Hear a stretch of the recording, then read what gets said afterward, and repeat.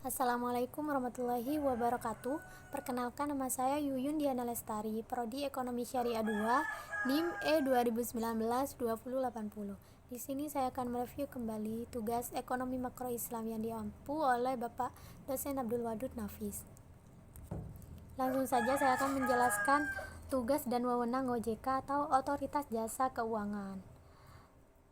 OJK atau Otoritas Jasa Keuangan adalah sebuah lembaga negara yang memiliki fungsi dan tugas dalam penyelenggaraan sistem pengaturan dan pengawasan terhadap industri jasa keuangan atau OJK. Di antaranya adalah satu, perbankan, ada pasar modal, asuransi dan pensiun, lembaga pembiayaan, dan yang terakhir dan beberapa lembaga jasa keuangan lainnya.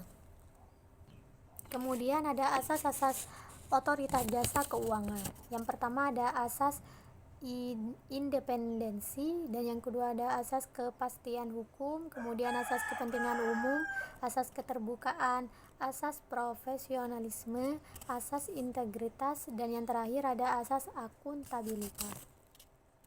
Selanjutnya, tugas OJK. 1.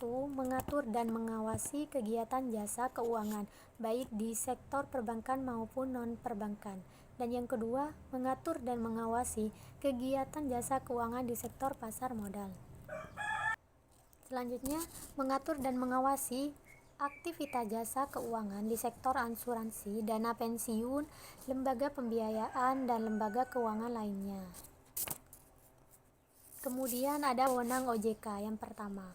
OJK pertama yaitu mendapatkan peraturan perundang-undangan di industri jasa keuangan, dan yang kedua membuat dan menetapkan peraturan tentang pengawasan di industri jasa keuangan, dan yang ketiga membuat dan menetapkan kebijakan tentang pelaksanaan tugas OJK, dan yang terakhir mengatur tentang tata cara penetapan pengelola struktur di lembaga jasa keuangan.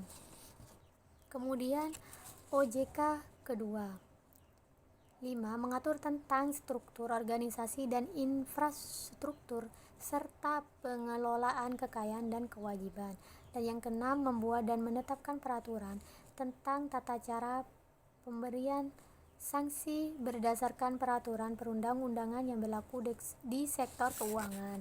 Dan yang terakhir, membuat dan menetapkan kebijakan mengenai tata cara pengawasan terhadap industri jasa keuangan.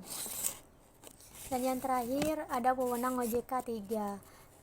Selanjutnya nomor 8, OJK dapat melakukan pengawasan, pemeriksaan, penyidikan, dan perlindungan konsumen dan tindakan lain terhadap lembaga keuangan. Dan yang ke-9, memberikan sanksi administratif kepada pihak yang melanggar peraturan perundang-undangan di sektor jasa keuangan.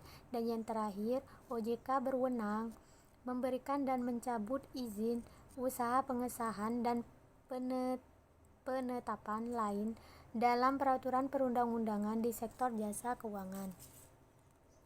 Sekian dari saya. Wassalamualaikum warahmatullahi wabarakatuh.